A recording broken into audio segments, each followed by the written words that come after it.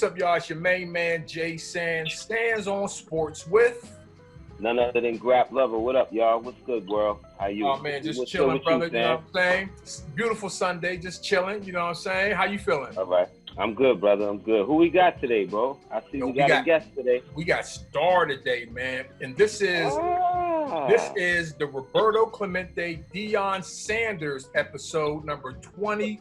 A very big number in sports. So this is the 21st episode. Shout out to them. So yeah, we got Stahhr in the building. What's up, Stahhr? How you feeling? What's up? I'm great. How are y'all? Awesome. Thanks for taking the time to mess with us today. So what we like to do here is, first of all, shout out our sponsor. Okay. Oh yeah. This show is sponsored today and every day forward and every day behind us that happens. Sponsored by none other than the great Heavy D. This is a Don't Curse podcast, you know what I mean? So it's definitely sponsored by the late, great Heavy D. For the kids, no doubt. So, Stahhr, can you give us a little 20, 30-second bio on who you are, what you do, and all this and that? Yeah, well, I take a bite of this sandwich. 30-second bio, who I am and what I do. Yeah, let me know. Well, I'm an MC. Most people who are familiar with me would be familiar with me from my work with MF Doom. I've been on 3 MF Doom albums, King Geedra album, Food, and Born Like This. A different name on one of those that kind of threw some people off. I was under the name Angelica on the Food album. I was part of the indie hip hop scene in Atlanta during the late 90s, early 2000s, when a lot of groundbreaking things were done here for hip hop artists. And That's all. Hey, are you originally from Atlanta or New York? I'm not from New York. I'm actually gonna blow your mind. I was born in Memphis, Tennessee. I left there when I left there when I was 12, and I grew up in the suburbs of Atlanta. Awesome. Nice. Memphis, Tennessee. That's a great music city. Just to let you know that Memphis, Tennessee. Stax Records. No doubt. Stax Records. Yes. Stax Records. Yes. Yeah. So, what are your favorite teams? Starting with football.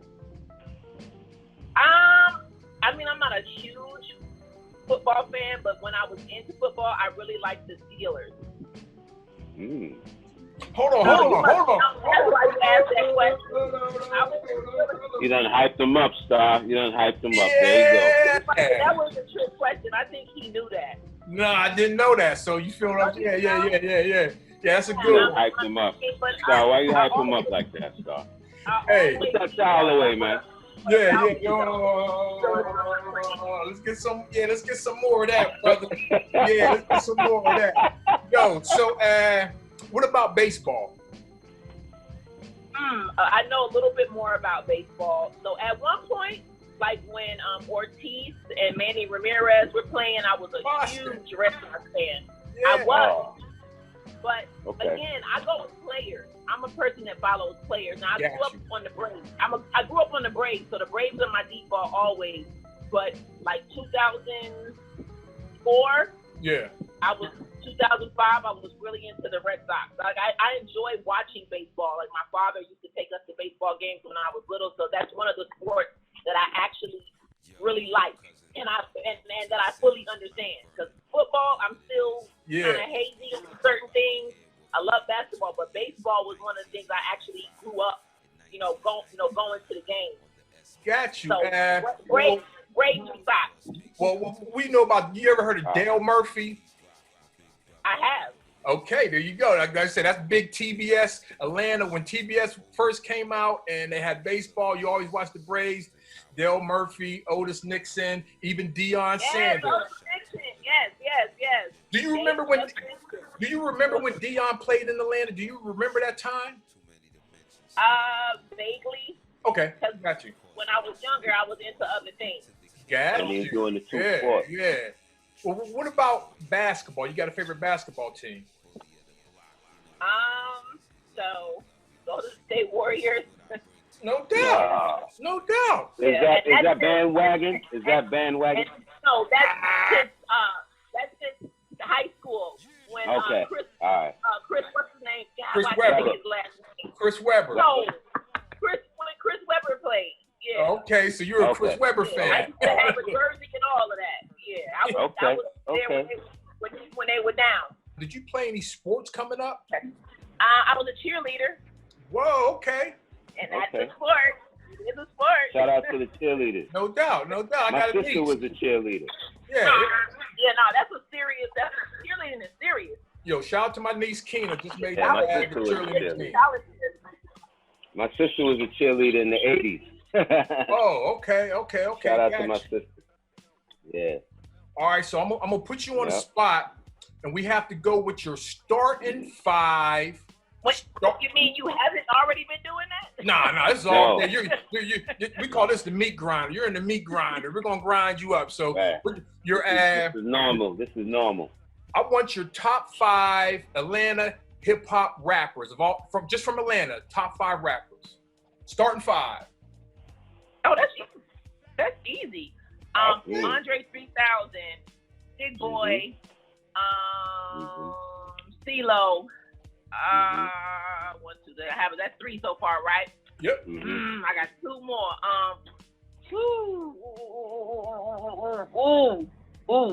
And they can be indie or mainstream. Indie or mainstream. Top 5. Okay. All right, my brother Jack, rest in peace, from Binkus Records. He repped Atlanta. He was from Queens, but he repped Atlanta, so I don't know if they have to be born in Atlanta. You said from Making Records? Jack from Binkus Records. Oh, Binkus. Got you. Binkus. Yeah, Ron Fondlem, Fruit Meat. They did something on Fruit Meat. Also, one more.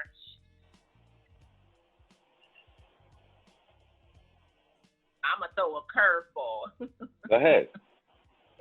Top 5. We got curved back. Does he get slept on? A witch doctor. Oh, that was. I mean, wow. Witch doctor. Like if I had to create, shout out to the Dungeon family. If I had to create a team. Yeah, I mean, because a lot of the people, they're not from here. So I kind of wanted to keep it as organic as possible. Oh, okay. Because I'm not from here. Technically. I mean, I grew up here, but I'm not. Yeah, so that's your top 5. See if I know. On the spot, yeah. Got you. Okay. Okay, you hear the sound right here? Gucci Mane.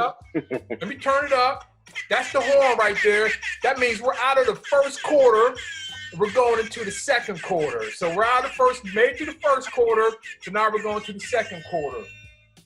Second quarter. Okay. I want to start off asking you because I know you're big in as far as how can I put it? You're big on the Black Power side as far as as far as knowledge of self. You know what I mean? So how important is that to you, having that knowledge of self, of who you are? I mean, knowing who I am, that's like integral to every single thing that I do. Without knowledge of self, I might as well be a zombie walking around. Like, you have to have it. It's mandatory. It's a mandatory thing. Got you. I'm just gonna throw a bunch of questions at you. I see. I'm from the era where I grew up on third base, and I love Zev Love X. That was come on, man. He was the first. He was the first. Him and Grap. Back then, it was him and Grap who were like the LB boys type of young dudes, my age or whatever.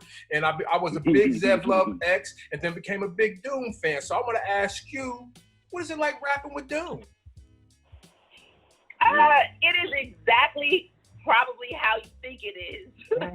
Doom he's brilliant. He's very, very technical in terms of just the knowledge that he has about music. His brain is really ill. He's a genius. He's an evil genius. I always describe him as that. I mean, in line with the character, just in terms of that way of thinking, like he's so smart. Yeah. Too smart for his own good. Yeah. I learned a lot. I got put up on a lot of games. I got a lot of good life experiences with the music. Yeah. As an artist, being able to go on tour, seeing, how much money you can really make as an independent artist without compromising, without having to be signed to a major label. You know, it's definitely a relationship that opened a lot of doors for me. I still continue to benefit from that relationship to this day, like 20 years later. Yeah. So it was cool. I mean, it's something I know a lot of people haven't had the opportunity to work with him as closely as I have. Yeah. So that's something that I don't take for granted at all. Got you. Any future projects or work coming out? Nothing that I could discuss right now. Oh, no scoops. Sands on Sports Scoops. We love the scoop. No, we'll have you on TMZ, Shade Room, and all that. Need to know basis. Oh, okay. Got you. So I'm gonna Can I ask you something real quick? Go ahead, brother. Sure. Have you ever worked with Count Bass D? And would you ever work with Count Bass D? Count is my brother. We haven't done any music together, but it's definitely something that we have talked about, and they kind of have a similar relationship with Count in terms of like that big brother. If I have questions, you know, he's there to advise me. He's actually really dope. He helped me a lot in terms of like rebranding myself with social media. He's really dope with that. So I absolutely work with Count. I'm open to that. That's what's up. What's up. That's my boy, man. That's family. Yeah, that's family. Shout out to my man Count Bass and DJ Pocket, always. Yes, Pocket. What up, Pocket? That's my brother right there. That's my brother. Man, I actually stayed at his house when I went to that. I tell you what, Atlanta. And shout out to Southern Vanguard Radio too. Yeah, John Doe. That's my family. That's true. They got a shout out. So they better be shouting us out on Southern Vanguard because they got Sands on Sports shout outs 2 weeks in a row, John Doe. So we're gonna be listening. We good, man. We good. That's how family do. We good. We might catch us in 2 weeks. We good. You see how he do, right, Stahhr? We good. Hey, you got to bully your way in some of these rooms and some of these spaces. You got to bully your way in there sometimes. You know what I mean? Nah, we good, man. That's fam. We good. So okay, that's cool. So y'all are family, extended family. So, but I mean, I knew that anyway. So just when you see the connection. Okay, I'm more. And I know Jolo. Who? So Jolo, that is my. Oh yeah, Jolo. I know him, Jolo. Yeah, that's my family. Yeah. That's my little brother right there. I've been to the restaurant. That's my big little brother right there. You know what I mean? We need some little Uber Eats so Baltimore. Me too. Yeah, we need some. I wish he could send some food down here because I'm telling you. Right? Yeah. We need to franchise that, brother. I mean, the first time I went to the restaurant. Atlanta. Yes, please. I didn't even have to tell him. He just brought a plate. It's like he knew everything I needed. He brought a plate. He brought a juice. I didn't even get to see what was there, but everything he brought, it was perfect. And it was just where was this at? Where was this? When I went to the restaurant in New Rochelle. You went to New Rochelle. Nice. Yeah, I went to New Rochelle. Yeah, we went in 2015. I had to make it back. Shout out to New Rochelle. Word up. Shameless plug. Shout out to Jolo's Kitchen, 412 North Avenue. Yep. Eat to live, don't go and live to eat. Eat to live. You know what I mean? Right. That's what you do it at Jolo's. No murder. Yeah. No murder. More life. Yeah. Shout out to all the vegans out there, all the vegetarians out there. Definitely shout out to them. Plant-based living. Yeah, we trying. I need to get rid of the sugar-based living. That's what I'm trying to get rid of. I feel you. Look, I have definitely fallen off. So I'm like, I ain't plant-based. So when I slide, can't nobody say nothing to me. But I always know how to get back on track. So you got bounce back game. I can dig that. So Mass Influence. Yeah. What's that? What's going on with Mass Influence? We already had Cognito on here.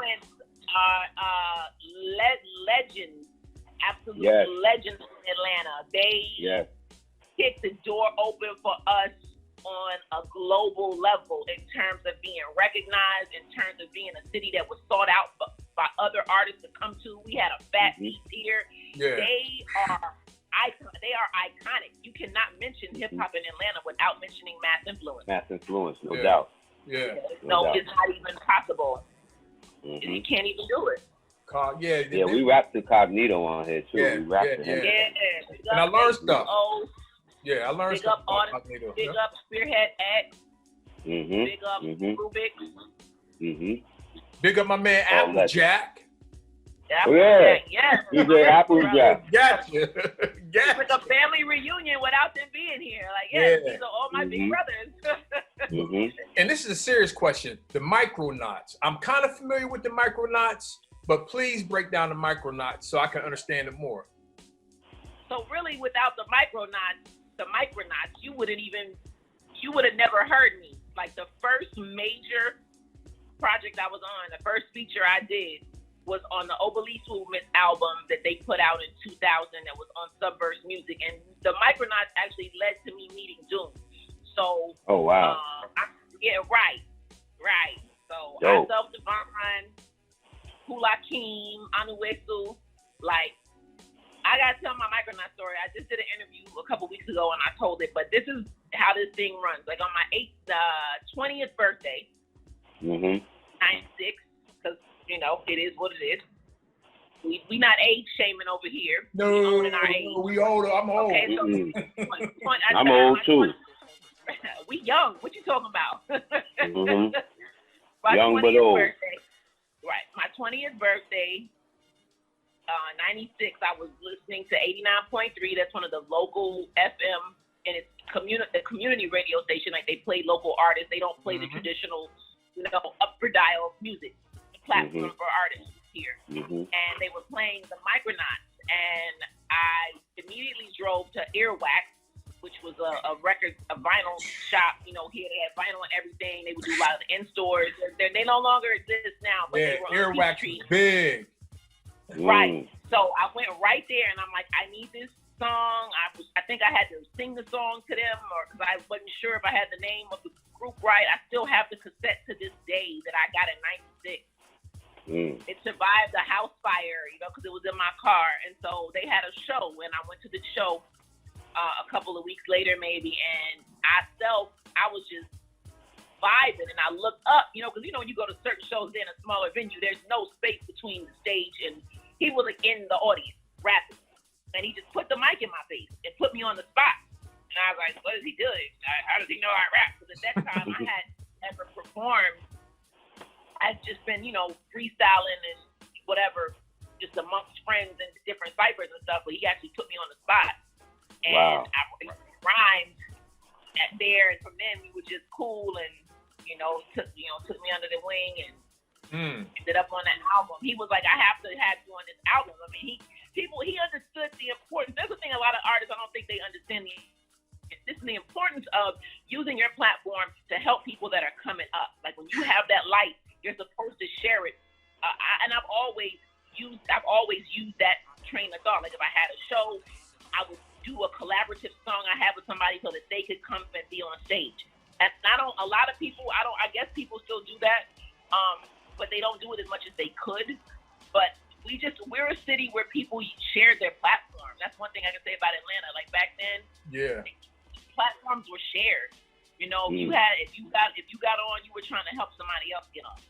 Yeah, I think that's something that down south it inspired me more than actually East Coast, New York type hip hop. Is that I love the New York style hip hop way more than I like Master P is the perfect is perfect for this.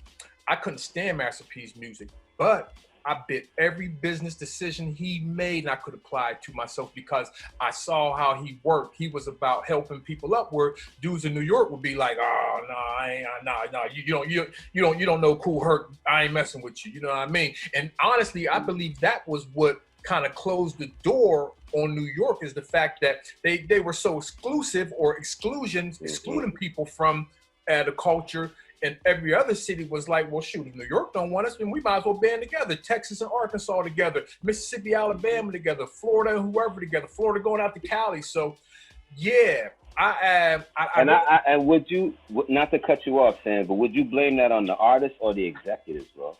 The artist. The artist? It's definitely an artist move. Because, check it out, man. Dudes in New York, even dudes like Elder Sensei. Elder Sensei's from Jersey. I think Elder Sensei is one of the most hypest hip hop dudes. I mean, he's hip hop. When I think of hip hop, I think of L. the sensei. But he's from Jersey. Yeah, he's a B-boy. and he still get the shrug from New York dudes back in the day. You know what I mean? It's just like, you know, it's just maybe closer to the sun. It's like the closer to the sun theory. Like whoever's closest to the Bronx feels they have the claim to hip hop more than somebody who's further in Atlanta or something. That's not true. I don't know. I can't 100% agree with that, but I feel what you're saying, though. So there was never a time where New York rappers was like, if you're not from New York, we don't want to hear it. I'm making this up. Dog, hold yourself down, man. Relax, man. I'm asking. You're not quite. I said I don't 100% agree. There were some people like that there, but I think that's more of the. Now, if we talking about, are we talking about independent artists or are we talking about signed? Talking about a dude from New York who said he can rap from A to Z, and then he hears about independent or signed. Indie artists, I don't know if indie artists did that. I don't know. I wasn't in the game like that. Though. I made one rap album, and that was it for me. I guess I really can't talk that much about it. Well, I tell you what, you listen to one rap album from New York always, so I can't necessarily agree 100% either because all of my connects came from New York, and now probably because I don't sound like a Southerner. Yeah. Maybe that's why, but I am still from the South. But I always got mad love, like in New York, always. But you know what? Remember the Ghetto Boys? Remember the Ghetto Boys? Yes, I remember the Ghetto Boys from Texas. Yeah, their whole first album was about. Matter of fact, Ghetto Boys didn't really sound like a Southern rapper. He didn't. I'm sorry. He had more of an East Coast type of thing, and I think that the Ghetto Boys got a lot of love. But Bushwick Bill was also from New York, so I mean. Yeah, he's from Brooklyn. Yeah, you listen to their album. That's all they're talking about is New York radio not giving them no play. I want to say that's not an artist thing. That's a corporate thing. Yeah, radio is that's the programming. That's corporate. That's programming. That's corporate. I know, but and I hear that's what exactly. You're saying, though. But I do. Like I said, I don't totally disagree with you either because when we created our album, a lot of dudes had something to say subliminally. A lot of dissing went on subliminally towards I and I. Hey, that's another thing about New Yorkers. Y'all bring up subliminal disses that I don't really see sometimes. Like I'll be again, I hate to bring up Sensei, but Sensei, you gotta be clever with it, bro. Yeah, but y'all want that battle so bad, man. Y'all be, yo, man. You said something about Milky Way bars, man. I had a Milky Way bar yesterday. Sometimes it's not even about it ain't that stupid. It ain't that stupid, bro. No, it's definitive. Like me and you gonna sit down and I'm gonna break it down to you and show you where Cat said things and Cat said what they needed to say about, especially about us, yo, about I and I. Like, break it down. We got spanked, yo. I'm not gonna do it on here. Okay. Because I'm not trying to rehash. Yeah. Let me say this. I wanna. It's a line I wanna spit so bad that I gotta write it down carefully and say it right. Yeah. It's like, I enjoy living. I enjoy rapping. Q-tip distance, but the crowd kept clapping. Let me just say that. So it's like. Cat said things, bro. Trust me. Cat said things, like, and I'm not gonna even sit here and gas it and yeah. I can dig it. Oh, he said sun kiss, man. I had a sun kiss yesterday. No, it was literally them saying things, bro. Yeah, it was literally saying things, bro. So that's that. It was one thing the Most High. Or it was something else. Nah, one thing the Most High gave me was the ability to read into lyrics, yo, and read incorrectly, and not say it, and not be like, when I hear it, I'm not hearing. I know what I'm hearing. You know what I mean? Like I know. No doubt. Yo, it's a list of cats, bro. When we get out of here, I'm gonna tell you, Sam. Yeah. You trying to play it like it's some. He said stripper bar. So, I ate a stripper bar yesterday. He dissing me. No. You know when something. I know, you do nigga, know because I know it was somebody that was. You about to heat my blood up, Stan. You about to heat my blood up, bro. You about to boil my blood right here. Let me go ahead and sit back. Let me sit back and sit my But people say things, but they don't say it. When we get off of here, just hang for a minute. I'm gonna tell you. Hey, no. Look, this just in. Breaking news. Next week on Sands on Sports. All the people that did Stahhr and I. It ain't coming on Sands on Sports. It's not. Because it was 25 years ago. Yeah. But I know what happened. Well, put it this way. Me personally, when I'm shout out to the roots. Because I'm a big time writer. Matter of fact, the big news is Black Thought. Well, rhymes. But anyway, I'm not talking about Black Thought on this one. I'm talking about me. When I write a rhyme, I'm not thinking about no dude. I'm not thinking about. That's good. And that's why I rock with you. I'm not thinking about let me stick something about Kev Brown in here. Nah, that's why we do what we do. Yeah. We make good music together when we make good music. You know all right, we're about to go into halftime, but I want to take a vote right here because we're not gonna go into what was said. We can, but I really don't want to. But one question. There's enough of that going on right now. Exactly. Too much exposing. This ain't the TMZ place. Don't forget all that. But I got one question. Did Black Thought write his lyrics? Or did he have a ghostwriter? Did Malik B ghostwrite Black Thought stuff? I don't know. To me, it sounds like he wrote his own thing. That's what it sounds like. I don't know. I don't know. I wasn't there. I don't know. The only thing I could say from a studio situation, if you've been in a studio and you've been writing and someone throws a word or you stuck on a line, that's not ghostwriting though. I've done that. I've done it too. I've gotten writer's credit for helping somebody with a chorus for putting two words together, but I would never sit up here and say that I wrote for the person. Right. I wasn't there, and I don't discredit Sis because Sis was around and she was there, and I don't want to take away from her experience because I feel like she's probably not embellishing the truth. Yeah. I mean, on a lot of things, I just comparing the styles of both of them. I think him and Malik have a very different. Their styles are very different. Yeah. You know what I'm saying? So I don't know. I don't know, and that's a thing where that's a lot. Yeah. I wasn't there either. So one thing I know about ghostwriting is that you can tell, like for instance, Still Dre, you can tell Jay-Z wrote that. You know what I mean? Because I'm hearing Dre kicking those rhymes. I'm like, that's Jay. I can sometimes hear the ghostwriter style in the other artists when they're spitting it. You know what I mean? Like they said, Rakim wrote Summertime. Maybe he did, maybe he didn't. But he disputed that. He didn't write it. He said I've heard that too. A little bit of style. But yeah, exactly. That was his style though. So I'm hearing Rakim's style and whatnot. So anyway, like I said, put it this way, I never had a ghostwriter and I will ghostwrite for you for big money. So with that being said, it's halftime. We're going into halftime. Get you a refreshment, a drink. Hey, Grap, you said you're gonna have scores this week. We got scores? Oh man, I don't. Okay, well it's all good. Sorry. I got the scores this week. Sorry. Okay, we're gonna go into some games today. Right now, we have San Antonio, New Orleans in the NBA playing. San Antonio looks like they're gonna win this with 34 seconds left. I was watching the Washington Wizards earlier. Orlando and Boston's on right now. It's a tie game in the first. We got Memphis and Toronto, Philly and Portland. That's my guy, John Morant. John Morant is my guy right now. Yeah. I'm sorry. Philly and Portland coming on at 6. Houston and Sacramento later, and Brooklyn and the Clippers later. The Lakers lost last night, and I watched that yesterday. So yeah, the Lakers lost. Who they lose to? Houston. Hold on one second, bro. The Lakers lost to. I was watching it too. The Lakers lost to Indiana, and I watched the game. Dallas and Milwaukee.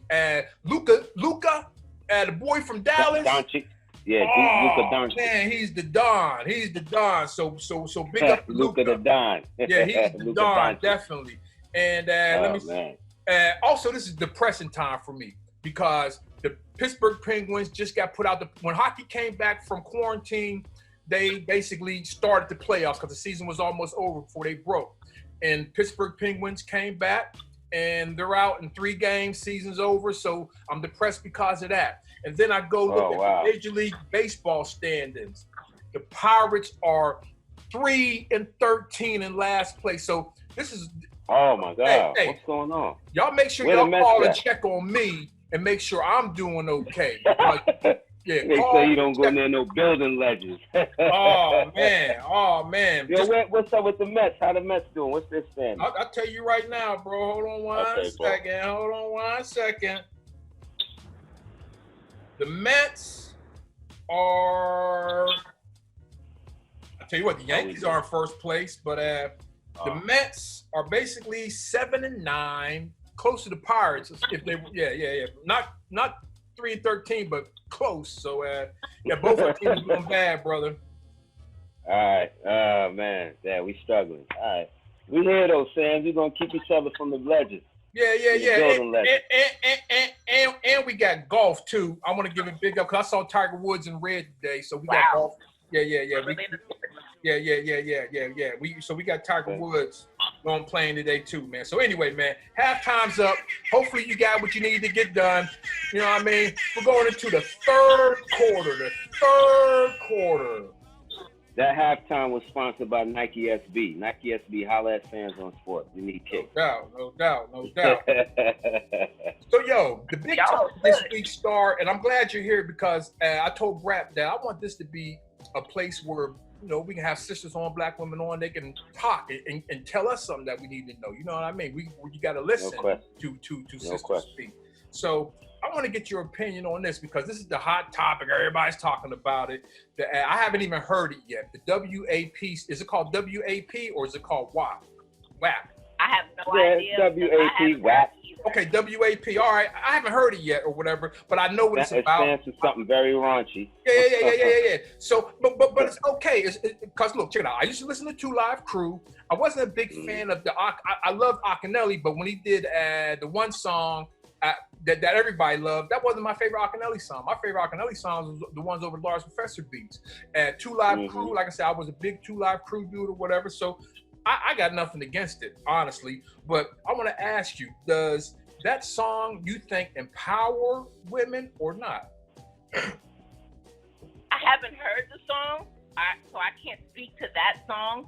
But I think just in terms of hip hop, if we look back, when this is one of those questions I got to make sure I answer it the right way because I'm going to either have this side or that side against me. Sex is a part of hip hop. Sex has always been rapped about. Yeah. Always, from the beginning. And I love Little Kim. So I'm definitely not ever gonna sit up here and say that a woman shouldn't rap about that. Why not? I mean, it's part of who we are. If men can rap about their sexuality and their conquest, I don't feel like there should be any different rule or any different standard for women. You know, the hip hop is very sexist. It's very misogynistic. I think that whatever a woman does that makes her feel empowered and she feels strong and she's confident in it, why not? Yeah. I haven't heard the song, so I can't speak for that particular song. But I may not do it, but I don't have a problem with someone else doing it because if I don't like it, I just don't listen to it. So it's not really a thing I'm going to sit up here and debate and, they're destroying our children and whatever. I don't do all of that. I don't do all of that. Yeah. I don't do all of that. I feel like, and do you have children? I do. I have 2 sons. Oh, yeah. Okay. Oh. I got 2 daughters, so it's a different. So yeah, I wanted girls at some point, but I don't know. I think that we maybe I just will wait for grandchildren. At this point. But I will say this. In terms of all of that, for whatever reason, as much as men complain about women rapping about those things, when you have a sister that has content, I don't see them getting into these debates and giving all this energy to women like me and Rhapsody and a Ty Phoenix and a Brittany Carter or even a 3D Nati. Just any of the other, the new one, Shay Noor. I can't even say her name. Shay Noor. Okay, Che Noir. Noir. Yeah. Che Noir. Love her. Well, she says Noir, so I'm saying I know it's Noir. Oh, she says Noir. She says Che Noir. It's Che Noir. Her accent probably. Yeah. So I love her. Is she from America? I absolutely love her. I am. Yeah. She's from Buffalo. Buffalo. Oh, she's part of Griselda? I've been listening to it all week. I don't see people having these debates about. I didn't hear what you said. What you said? No, she asked if she was a part of Griselda. I said, nah, she's down with 38 Special. No. Yeah, she's down with 38 Special, yeah. Oh, okay, got I mean, she's from Buffalo. She's from Buffalo, though. She's from Buffalo. Yeah. And it's a nice project. It's a nice album, huh? It's a solid, it's definitely, to me, a top 10 album of the year contender without question. It's amazing. Yeah, she can rap. She's a songwriter. She's a great songwriter. She can rap. I love it. I mean, I'm driving around listening to it. And I don't often get to do that with a lot of albums by women. Yeah. Because even when they're dope, it's something about it's the arrangement. It's the beat selection, the arrangement. She's got great hooks. It's a very well written. You can be a dope MC, but that don't mean you necessarily know how to write songs. The woman can write. She's a good songwriter. Yeah. And she's a dope MC. So it's something that I think I could put it on for anybody if they didn't know who she was, and they'd be like, who's that? But yeah, these debates never come up unless it's something about sex. I don't know what I think maybe when women are sexually empowered, maybe some men feel threatened because they won't be able to manipulate the women. For some reason, it's like, this whole thing of when a woman is sexually liberated, you can't really tell her anything. I guess that's the thought. Well, I got to push back a little bit because the 2 Live Crew went to the Supreme Court about rapping about sex. So I think it goes both ways. I think a lot of it depends on race as well. Black men and black women talking about it, and people getting offended when both black men and black women show sexuality, because honestly, a lot of people are intimidated by it.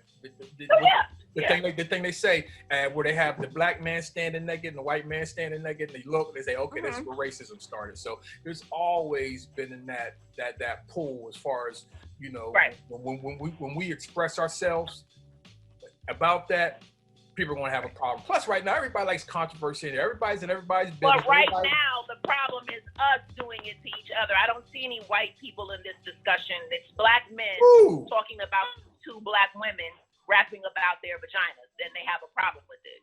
Primarily, some black women also. I don't see any white people in the conversation. It's definitely us. Hey, check this out. I don't see how there can be a conversation not to say anything wrong about what you're saying, but I don't see how there could be any conversation in 2020 about hip hop and there not be a white voice involved.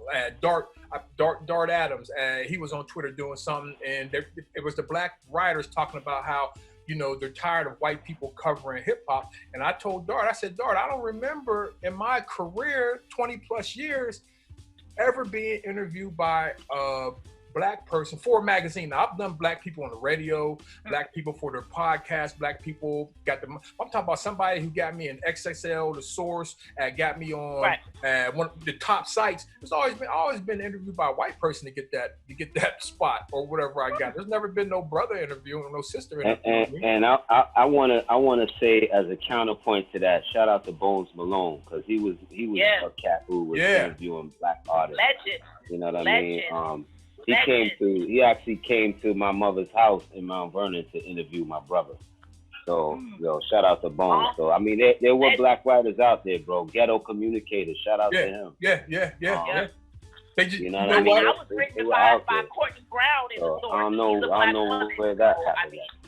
Yeah, well, guess what? A lot of black writers they were following the people who had the budget, so they weren't following Raucous Records. They weren't following the underground indie movement that I was part of. They were following Cash Money and following No Limit and following Atlanta record labels. They weren't really messing with an indie record label from Pittsburgh or something like that. So it was a lot of white ears that got me to the position where I could release music the way I do now. So trust me. No, I mean, you're right. You're right. I mean, because you are right. There are a lot of them, especially now more so. I mean, I can't just dispute that at all. What you say, but I'm just saying from what I've seen online, I haven't seen any white people really jumping in the conversation. Is what I'm not saying that they're not in it. I just haven't seen it. Yeah. I mean, they always they always like to interject their voice into our conversations. They don't pertain to them, and that's just what they do. So I mean, whether we want them to do it or not, but let me ask you. But the back and forth I've been seeing has been between black men and black women. Yeah, we need some tips from you, Stahhr. How do you handle trolls?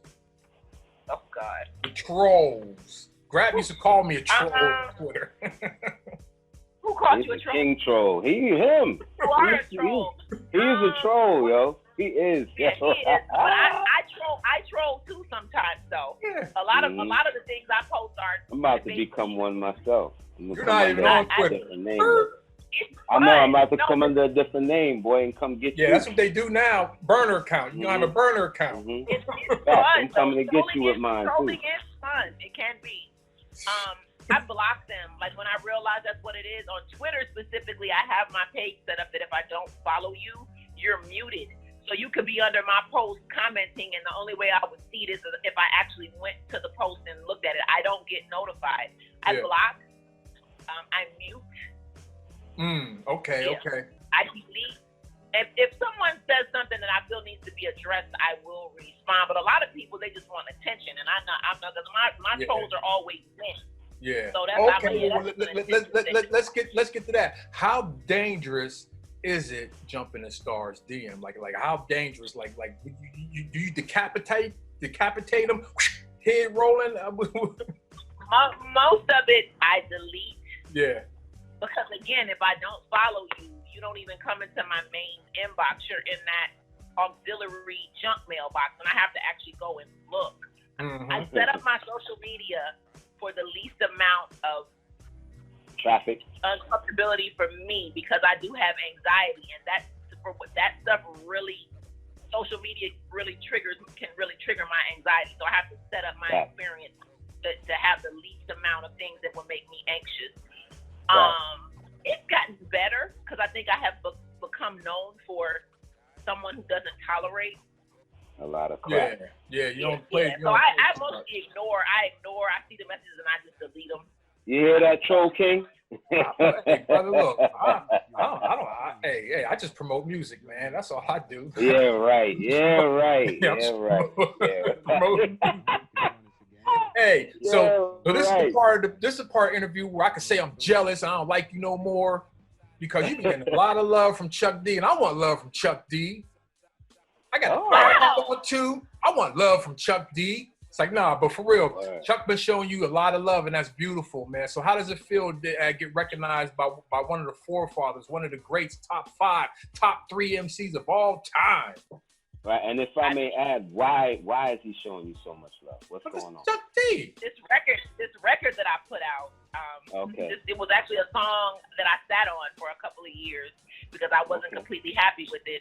And myself and Crazy DJ Bizarro, who produced the record, we decided to put it out like April. It didn't come out until June, but we decided to revisit the songs. And when I listened to them, I was like, wow, this song really was good. I was bugging back then. And so we put the song out. Baz is part of the a record pool that gets the song sent to the different radio stations or whatever. And so Chuck has picked up or whoever does the choosing. I don't know if he's the one who actually chooses the songs, but he told me that Wild Man Steve is actually who was playing the song, and he heard it. So he fell in love with it. Yeah. And he added it to like every station, like it's like the theme song for like 5 of the 10 stations that he was on a Search Says talking about the song and MT Search and comparing it to how people felt about Rebel with the new Rebel office, and I'm just like, you're sitting here watching Chuck D talking about my song, and like he's like, it was so dope. I was in the car, I was in the airport, I was willing to miss the plane because I couldn't get out of the car, and I just made me want to drive a truck through a China shop, and I don't know Chuck like that. Like I met Chuck once years ago because I know, I worked with Grap. Okay. So for him to organically love my song. And I mean, just he's promoting it like I'm his artist. Like he posts the video of himself in the car with his PE mask on, bobbing to the song. Do you know how that feels? No like, doubt. That's got to be incredible, man. That's got to be incredible. I wasn't even rapping the first time I saw Public Enemy, and I loved them. I had my little clock, and I grew up watching them, and to see Chuck D saying these things. I mean, and it's genuine. And look, he bought the song. He bought it on Bandcamp. Like he paid like $10. I'm telling Chuck, he paid $10 for the one song. Wow, so that's big. He supported it financially. He's promoting it, and he genuinely, like, when I saw him talking, it's like a. Remember when you just absolutely loved hip hop? You know that point when you were just like, oh man, he was like a child in that regard. You know, you could just see his inner child was fully out. So yeah, I'm speechless and blown away by it every time I see him. You know, promote the song. You go to his page right now. He has his pin. He has the link to buy the song on Bandcamp. Pinned to his page. It's been up like a month. Yeah. That's big. That's big. That's what's up. Big business. I love that. Big up Chuck D, man. Big up. He's like Uncle Chuck. Uncle Chuck. Look, you doing big things, Stahhr. That's big things, Stahhr. I'm just trying to get a record where I can get it scratched in a Primo song or Pete Rock song. That's all I'm trying to do. That's also on my goals list. So I feel you. That's one of my goals. So Me too. You know, all right. Get my record scratched in a Primo joint or Pete joint. I don't care. You have made it when that happens. Right. That is iconic. We're going to dip out of the third quarter, but I want to ask one more question before we're out of the third quarter. Your favorite Sean Price moment, the favorite thing that you liked about Sean Price. Okay, I have a couple. Well, burn them.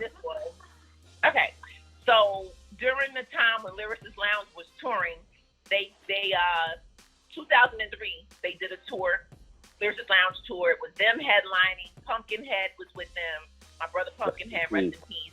Yeah. And when they came to Atlanta, because I used to go to all the Lyricist Lounge shows here, so I would like go and do the open mic or whatever. So I ended up, I don't even know how I exactly met Danny.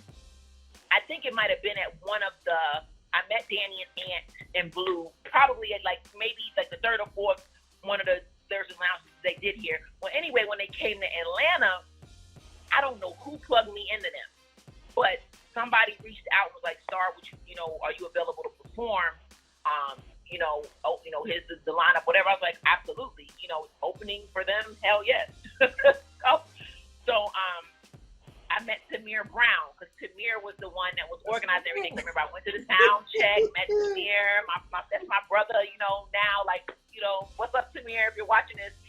And I had done a show for CMJ the year prior with Doom. We were up there for the CMJ showcase. I had some vinyl out in 2002 that did fairly well for me to be like an unknown artist. I charted, and I did the show with Count Basie and Doom. Doom was DJ and me and Basie performed, and it was a high time. It was a high time showcase, right? That they did. Oh wow! High Time magazine. So yeah, and when I was performing, Shucky Ducky, y'all know Shucky Ducky. Shucky Ducky, yeah. From boot camp, so right? Right, yeah. So Shucky, I don't know Shucky now. Shucky comes on stage, and while I'm performing, Shucky just gets on stage, and he's up there rocking with me doing one of my songs. And I'm like, okay. I'm like, I guess that was a good thing, because he didn't fool. He was up there vibing, so. Yeah. He ain't push you off. He tried to push you off the stage, so.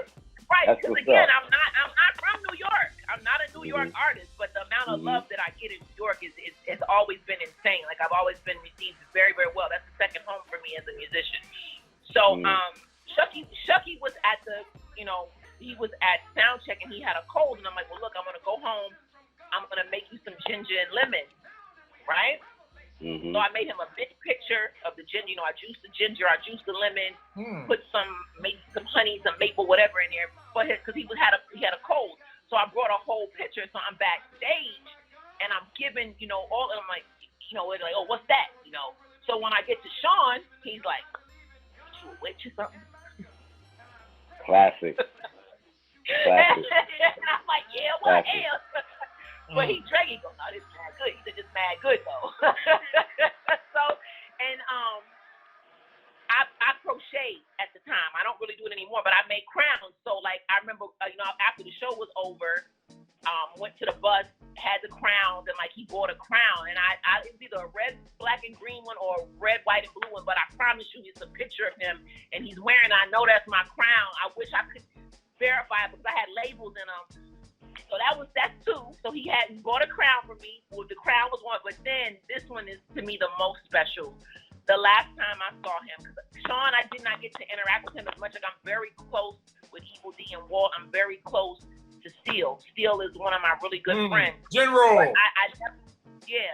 but I never really got to spend a lot of time with Sean because he would never hang out.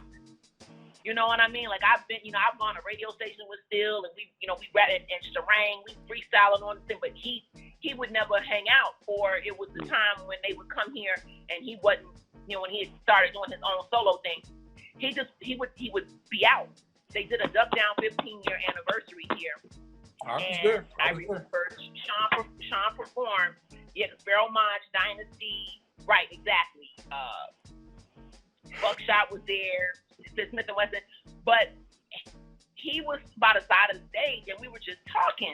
And I was like, well, look, let me ask you a question. I was like, I remember Ruck and how you was so really conscious. You had a lot of more conscious content. He goes, look, he said, these people don't want to hear that stuff. He said, by my 10th album, I'm gonna just be like grunt, like a gorilla. I'm like, so the whole thing, he's like, they not really trying to hear that.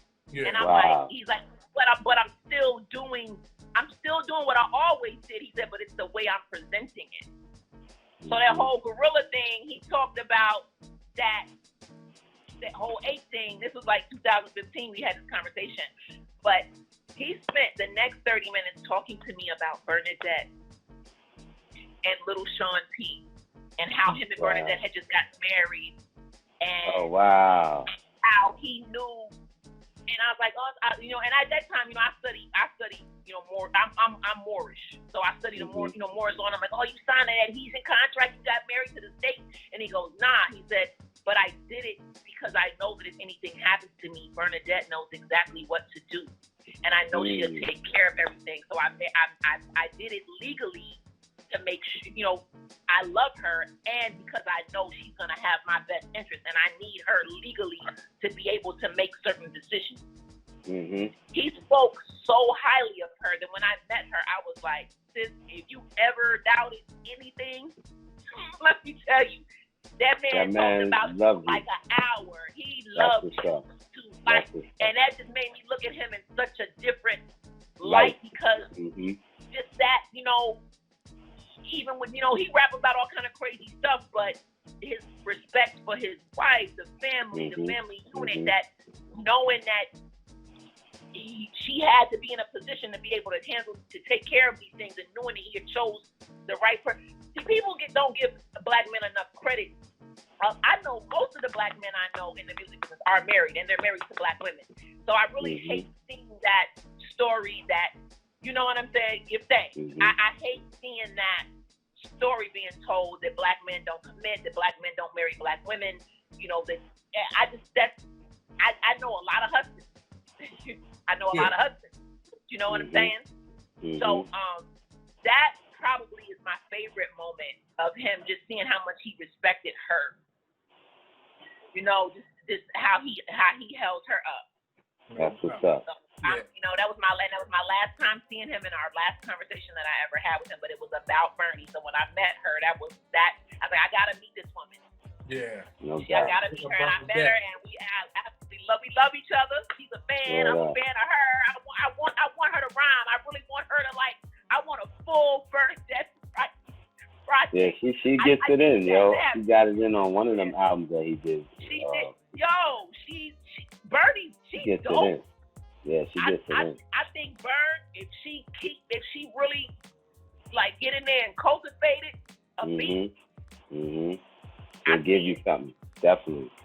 Salute to Bernadette Price. Salute, Yes. rest well to King Sean Price. Word up. All right, well, yo, that's the end of the third quarter. Now we're going into the fourth, and the fourth is for Yo, what, I may Grap? have to cut out early, bro. 4 square miles, man. All right, we're going to run through real quick. We're going to run through. We'll be done in 2 minutes. Because I got to pick my daughter up. Okay, we're in and out. Okay, we're going to do the stiff of the week, fourth quarter. What I do, Stahhr, is stiff of the week. In Pittsburgh, I call everybody stiff, and everybody get mad because I call them stiff, but they stiff, so I keep on calling them stiff. So what we're going to do now is the stiff of the week on Sam's on Sports, and I saying goodbye to somebody, right? Jerry Falwell Jr. is basically, he's the owner or the dean or whatever. His father started Liberty University, and he has been indefinitely suspended from Liberty University. First of all, he's a big-time racist, so I hate bringing racism to the show, but we got to talk about it because it's uncomfortable. We want people to know that we're on top of it. Jerry Falwell is basically, about a month ago, he wore a mask, because he's a people who are mad that they got to wear masks, they either wear a mask with a swastika on it or they'll wear a mask, something offensive, you know what I mean? To say, I wear a mask, but I don't want to, so here, take that. And he happened to wear a mask with the governor of Virginia, Ralph Northam or whatever, when he was blackface. So he's walking around with a mask with the governor of Virginia in blackface on his mask. So that was strike one. It was like 30 or 50 faculty members from Liberty University and basically put a letter saying, hey, if you don't resign, we're out of here. And the fact that they have 50 faculty members at Liberty University is, I was shocked to even know that, because Liberty University, again, Jerry Falwell, the evangelist, the Christian guy, and but basically all he cared about was white Christians. So that's how that school was started, about just protecting white Christianity. You know what I mean? Basically, we knew this was going to happen. So basically, the reason he got in trouble, he didn't get in trouble for the racist stuff. He got in trouble because he just took a picture with a woman, and both of their pants were unbuckled. You can see his underwear. Again, this is a religious guy. Yeah. I wish I could pull the picture up. Yeah. Wow. Jerry Here, check it out. Let me read the headline. Evangelical. I can't. Evangelical. Hold on, y'all. I'll be right back. University. Evangelical. Evangelical. Come on, man. It took a second. Be right back. Yeah. So anyway, Stahhr, we're dealing with racist people. We're going to deal with them probably for all of our days, but we got to keep pointing it out because, again, it's just disgusting, man. You know that these are the people that are in charge making decisions on kids. Put it this way. He has a football team. I don't care what school you're at. Your football team is majority black, unless you're at BYU or somewhere. That's probably the Mormon school. Besides that, any school in the country is majority black football team. And these are the people that are making decisions if these kids are going to go out and play this fall for no money in a pandemic. If you're black, shout out to Dr. K. If you're black, you're in a syndemic, not just a pandemic, you're in a syndemic because you don't only have coronavirus, you got racism, police brutality, you got food desert, you got a lot of different things coming at you. So these are the people making decisions about our kids, and I think it stinks. So Jerry Falwell, you get stiff for the week. So that's it. Grap got to go, but we're going to do our outro. Stahhr, you got something on the outro? Let people know what you got coming out, how to get at you, and what's going down. Okay, so I'm Stahhr, S-T-A-H-H-R. Real quick, I got T-shirts. Yeah. We got the T-shirts. Rod online doing the T-shirts heavy. Okay. Yeah, no, that's me. That's me and Roddy. Get it right, boy. But you're not online, so I got to put Rod online. If you're online, then I'll say you're online. It doesn't matter. I'm here. I'm right here with you, bro. Send all money to Jay Sands. I'll make sure you get a T-shirt sometime in 2020. HumbleMonarch.com. Say that again. www.humblemonarch.com/shop. All right, you go there, you copy your T-shirt. It's BOMV, Best of Mount Vernon. You know that's ill. Yes. So, Stahhr, back to you, please. Let people know what's going on. Y'all are a mess.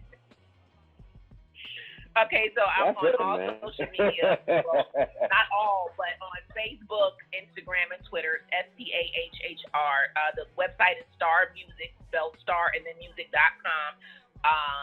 No Doubt maxi single, which has Barbarella and Mother's Milk on it, is out now. Videos hopefully coming soon for Barbarella and No Doubt. Working some things out with that right now. Okay.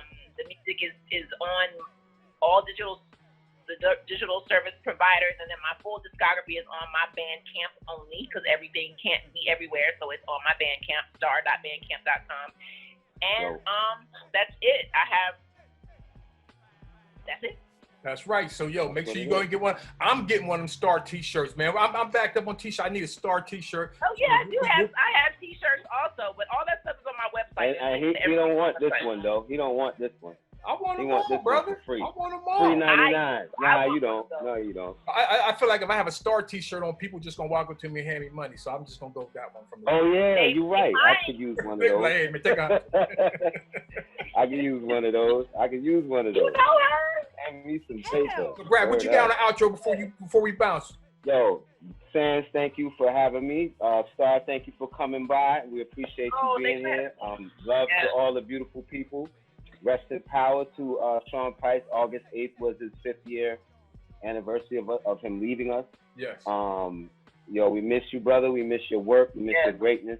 To you.